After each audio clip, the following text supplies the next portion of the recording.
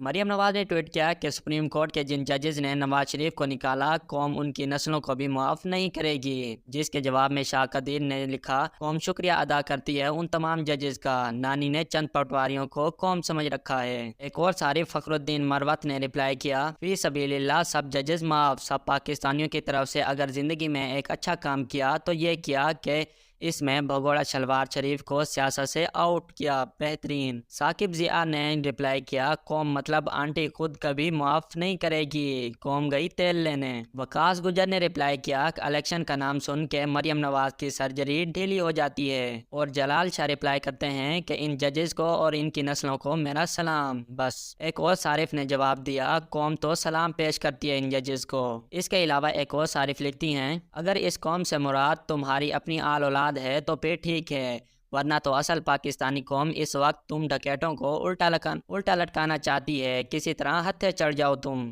عوام کے۔ اس کے علاوہ ایک اور صارف نے لکھا، چور تو نکالنا ہی ہوتا ہے، حرامی نے پاکستان لوٹ لیا تھا۔ عوان زادہ نے لکھا کہ کون سی قوم، انڈیا کی یا امریکہ کی؟